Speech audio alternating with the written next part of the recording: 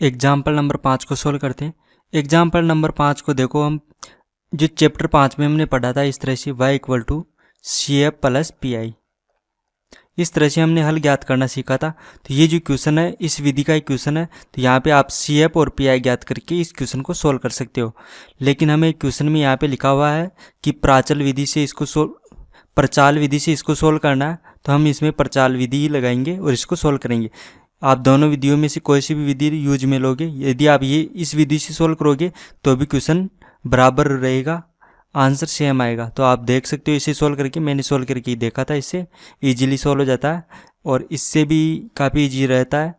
तो हम इसको सोल्व करते हैं प्राचल विधि से। तो प्राचल विधि से सोल्व करने के लिए हमें सी एफ के दोनों भाग लिखना है और उससे पहले हम लिखेंगे इसको मानक रूप में। तो ये पहले से मानक रूप में लिखा हुआ है, तो अब हम इसमें सी एफ के दो भाग लिखेंगे। तो सी एफ के दो भाग ज्ञात करने के लिए हम पहले इसका सी एफ ज्ञात कर लेंगे, क्योंकि सी एफ के अंदर जो आता है वो भी सी एफ के भाग ही होते हैं। तो हम इसका सी एफ ज्ञात करने के लिए सबसे पहले हम इसको सिंबॉलिक रूप में लिखेंगे, डी के रूप में। तो हम इस इक्वेशन को इस तरह से लिख सकते हैं, ये हमने डी के रूप में लिख दिया। और ये तो हम सबसे पहले लिखते हैं हमेशा पी क्यू और आर, ये तो हमें सबसे पहले लिखना है, हर क्वेश्चन में लिखना है जब हम सेकंड ऑर्डर की इक्वेशन को सोल्व करते हैं इस विधि से।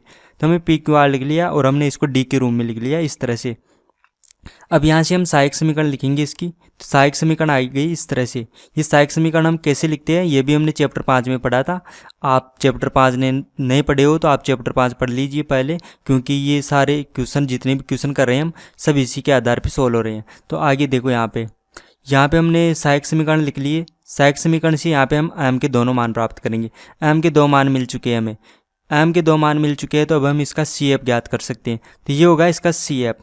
अब ये सी एफ के अंदर कांस्टेंट है यहाँ पे C1 और C2। तो ये जो कांस्टेंट है इसके साथ जो भी आता है वो होता है सी एफ का भाग। तो इस कांस्टेंट के साथ में यहाँ पे है e की पावर x, तो ये सी एफ का भाग है। यहाँ पे कांस्टेंट C2, तो C2 के साथ में आ रहा है e की पावर माइनस का x, तो ये है सी एफ का भाग। तो सी एफ के दो भाग हो गए हमारे पास, दोनों को हम लिख लेते हैं। तो यहाँ पे पहले भाग को हमने u लिख लिया और दूसरे को हमने v लिख लिया। तो हमें u और v दोनों यहाँ पे मिल चुके हैं, ये दोनों है सी एफ के भाग। अब हम यहाँ पे हम इसका हल मानेंगे, तो हल इस तरह से मानते हैं हम इसका ना, इसका संपूर्ण हल होगा इस तरह से y equal to A U plus B V. तो ये हो गया u, तो यहाँ पे ये है और ये है सी एफ के भाग है, ये है u और v। a और b है जो अक्ष के फलन है वो हम अपनी तरफ से मानते हैं। तो a और b का मान ज्ञात करेंगे तो हमें इसका आंसर मिल जाएगा, क्योंकि a और b ज्ञात करके हम यहाँ पे रख देंगे। तो हम a और b ज्ञात करने के लिए हमारे पास दो फॉर्मूले होते हैं, ये दोनों फॉर्मूले हमें याद में रखना पड़ता है। ये फॉर्मूला और ये फॉर्मूला है, ये हमें याद होना चाहिए, डायरेक्ट यूज में लेते हैं हम।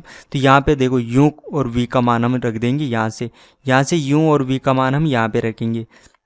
और यहाँ पे हमें रखना है D U upon D X, D V upon D X. तो हम यहाँ से डी इसका एक्स के सापेक्ष अवकलन करेंगे तो D U upon D x बन जाएगा, उसको हम यहाँ पे रखेंगे।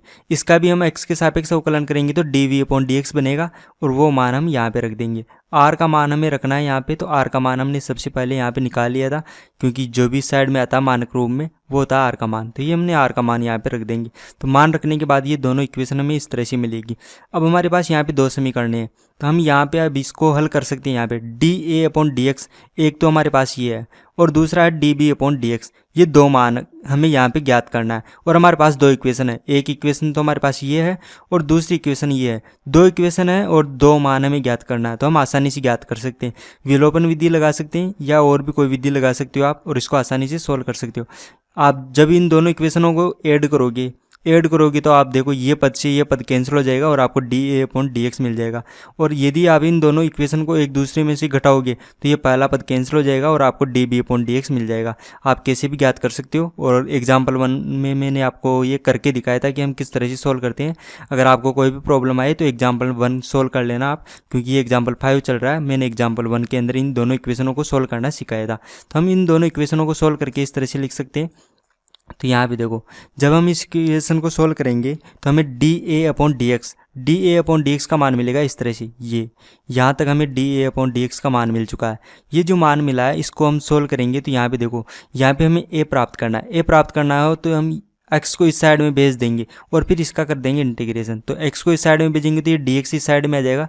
अब हम इसका इंटीग्रेशन कर सकते हैं। तो इंटीग्रेशन करने के लिए मैं आपको बता देता हूँ, यहाँ पे ई की पावर माइनस एक्स है, यहाँ पे दिखाई नहीं दे रहा होगा आपको तो मैं लिख के बता देता हूँ, ई की पावर माइनस के एक्स, इसको हम मान रहे हैं यहाँ पे टी, इसको टी मानोगे आप, e की पावर माइनस एक्स को टी मान लेना, फिर इसका इंटीग्रेशन करना, आपको इंटीग्रेशन आसानी से आ जाएगा। तो इंटीग्रेशन करने के बाद हमें a का मान मिलेगा ये। अब हम यहाँ से b का मान प्राप्त करना चाहेंगे। b का मान प्राप्त करने के लिए हम क्या करेंगे, db अपॉन डी एक्स, यहाँ पे हम db अपॉन डी एक्स है, ये देखो ये db अपॉन डी एक्स हम प्राप्त करेंगे। db अपॉन डी एक्स प्राप्त करने के लिए हम क्या करेंगे, यहाँ पे देखो ये da अपॉन डी एक्स का मान, ये जो पूरा मान है, ये da अपॉन डी एक्स का मान है, ये मान उठाकर हम यहाँ पे रखेंगे। जैसे यहाँ पे रखेंगे तो हमें db अपॉन डी एक्स का मान मिलेगा। ये हमें db अपॉन डी एक्स का मान मिल चुका है। अब यहाँ पर देखो, यहाँ पे हमें b ज्ञात करने के लिए dx को हम इस साइड भेजेंगे और इसका इंटीग्रेशन करेंगे। तो इंटीग्रेशन करने के बाद हमें मिलेगा ये b का मान। अब ये इंटीग्रेशन कैसे किया, तो यहाँ पे आपको इंटीग्रेशन करने के लिए मैं हिंट दे देता हूँ। यहाँ पे 1 प्लस ई की पावर एक्स, 1 प्लस ई की पावर एक्स, इसको आप एल्फा मान लेना, कुछ भी मान लेना, आप टी मान सकते हो। टी तो हमने पहले ही मान लिया, तो अब हम यहाँ पे एल्फा मान लेंगे। तो एल्फा मान के इसको हम सोल्व करेंगे तो इंटीग्रेशन आसानी से हो जाएगा। तो इंटीग्रेशन करने के बाद हमें बी का मान मिलेगा ये। अब हमारे पास दो मान हो चुके हैं, ए और बी, दोनों का मान हमें मिल चुका है। और हमने माना था इसका हल इस तरह से, ये हल माना था, तो यहाँ पे हम a और b का मान रखेंगे तो हमें y का मान मिलेगा। तो a और b का मान रख दिया मैंने, यहाँ पे देखो a और b का मान रख दिया, यहाँ पे मैंने a का मान रख दिया, यहाँ पे मैंने b का मान रख दिया। तो जैसे ये मान रखा तो ये हो गया हमारे पास इसका आंसर। तो ये हो गया एग्जाम्पल नंबर 5 का आंसर। यदि आपको हमारे वीडियो से हेल्प हो रही हो तो हमारे यूट्यूब चैनल को सब्सक्राइब कीजिए, क्यूरियोसिटी फाउंडेशन चैनल को सब्सक्राइब कीजिए।